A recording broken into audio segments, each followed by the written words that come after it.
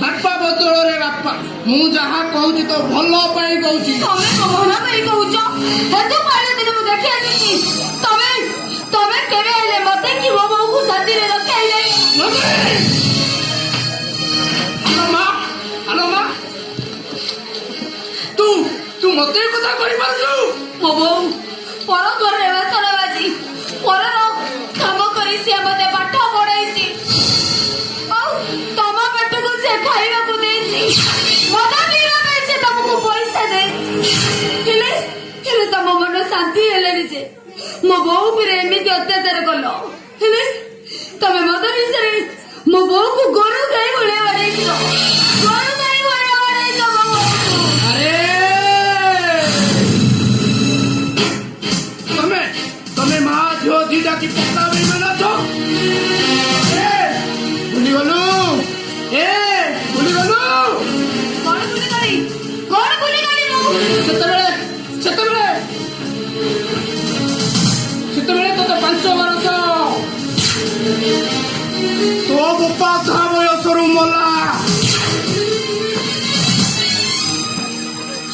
ତୋ ମାର ଆଖି ମୋ ଉପରେ ପଡିଲା, ତୋ ମାକୁ ନେଇ ମୁଁ ଗାଁରୁ ଫେରାର ହେଇଗଲି। ଖାଲି କଣ ତୋ ମା ଗାଈ ସାଙ୍ଗରେ ବାଛୁରୀ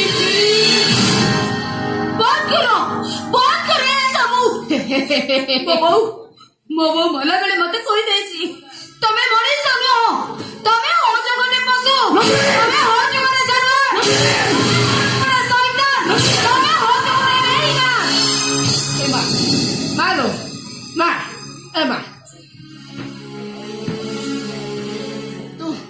ତୁ ମତେ ଏ କଥା କହିପାରୁଛୁ?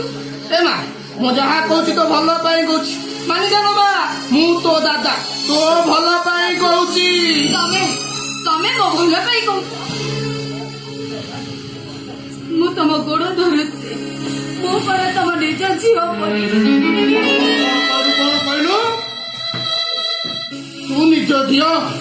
ଆରେ ବସ୍ତି ବାଲା ସମସ୍ତେ ଜାଣିଛନ୍ତି ତୁ ହେଉଛୁ ମୋ ଝିଅ, ମୁଁ ହଉଛି ତୋ ଦାଦା। ମୁଁ ଯାହା କହୁଛି ତୋ ଭଲ ପାଇଁ କହୁଛି। ଯଦି ତମେ ମତେ ମୋ ପାଇଁ ଭଲ ପାଇଁ କହୁଛ ତାହେଲେ ସେ ପଶୁଟା ସହିତ ଯିବାକୁ ମତେ କାହିଁକି ବାଧ୍ୟ କରୁଛ? କାହିଁକି ବାଧ୍ୟ କରୁଛ ମତେ? ହାତ ହୁଣ୍ଡିରେ ହେଇଥିଲ ମା, ସେ ପଦିଆ ନାଇଡୁ ବିଷୟରେ ତତେ କିଏ କଣ ଭୁଲ ଭଲ କଥା କହିଦେଇଛି? ବେଟି ମା ତୁ ଯଦି ତାଙ୍କ ମନ ଖୁସି କରିଦେଇ ପାରିଲୁ ସାରା ଜୀବନ ତାଙ୍କ ରକ୍ଷିତା ହେଇ ରହିବୁ ଲୋ ମା। ଶୁଣୁ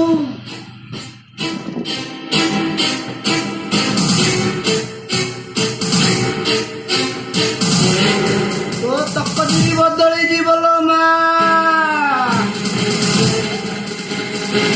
ମୋ ତକଦିରି ବି କୁଚୁ ବଦଳି ଯିବ।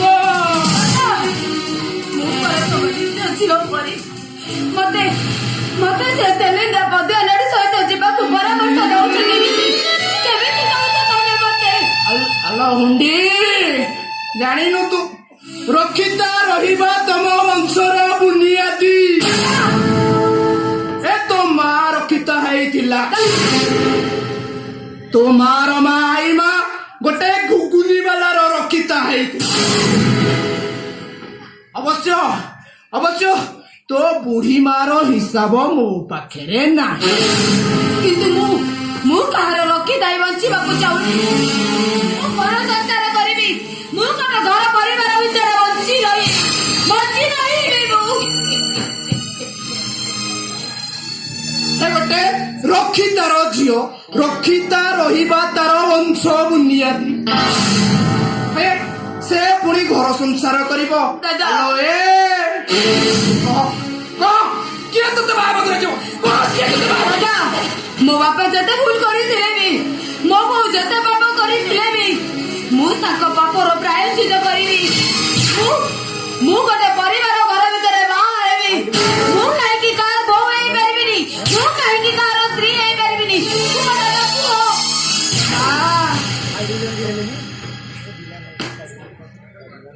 ତୋ ଭୂଗୋଳଟା ସିନା ଭଲ,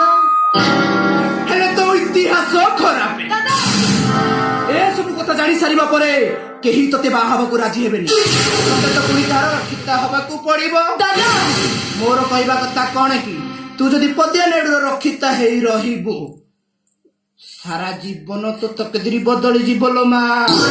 ଦାଦା ଏଇଠି ମା, ତୋ ତକଦିରି ବଦଳି ଯିବ, ମୋ ତକଦିରି ବି ବଦଳି ଯିବ, ଜାଣିଛୁଟି ମା। ଦାଦା ମୁଁ ପରା ତମ ନିଜ ଝିଅ, ତମେ ପରା ମୁଁ ପିଲାଟି ଦିନରୁ ଦେଖି ଆସିଛି ତମେ ହଉଛ ମୋ ବାପା। କଣ କଣ କଣ କଣ କହିଲୁ? ବାପା ଏ ଝିଅକୁ ଏକଥା କେମିତି କହୁଛ ଦାଦା, କେମିତି କହୁଛ ତମେ? ନାଇଁ ନାଇଁ କଣ କହିଲୁ? ନିଜ ଝିଅ? ହେ ତୁ ମୋ ନିଜ ଝିଅ ନା ମୁଁ ତୋ ବାପା? ମୁଁ ଯାହା କହୁଛି ତୁ ମୋ କଥା ମାନିଯା ଲୋ ମା, ମୁଁ ତ ଭଲ ପାଇଁ କହୁଛି। ମୋ ଭଲ ପାଇଁ ତମେ ଚିନ୍ତା କରିବା ଦରକାର ନାହିଁ, ମୁଁ ଆତ୍ମହତ୍ୟା କରିଦେବି ବରଂ, କିନ୍ତୁ ସେ ପଦିଆ ନାଡୁକୁ ରଖିଥା ଭାଇ କେବେ ବି ବଞ୍ଚି ପାରିବିନି। आसमान से बिजली गिरा, धरती माया फट गया, मैं सारा आनंद चुतिया बाहर निकल आया, इसीलिए लोग मुझे प्यार से पुकारते हैं। आई अम्मा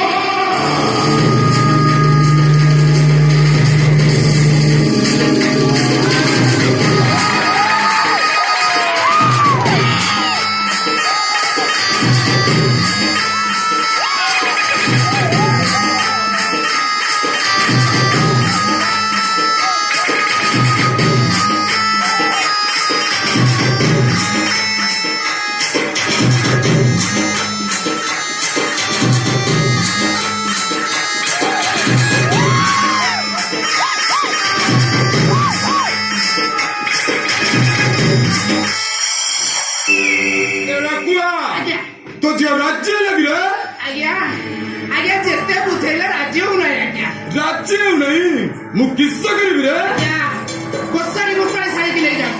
ଗୋସାଣି ନେଇଯାଅ। चुप रे डाकुआ, वो माल का तू था, वो माल का मत ले रे।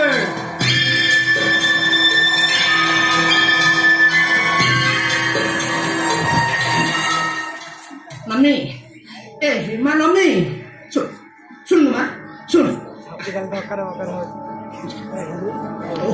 ମୋ ମା ଟା ଓହୋ କେତେ ଝାଳ ବୋହି ଗଲାଣି ମୋ ମା ଠୁ। ହଉ ଲୋ ମା ଯାଉନୁ ଯା, ବାବୁ ଡାକନ୍ତୁ ଯା। ମୁଁ ତମ ଗୋଡ ଧରୁଛି, ମୁଁ ପରା ତମ ନିଜ ଝିଅ।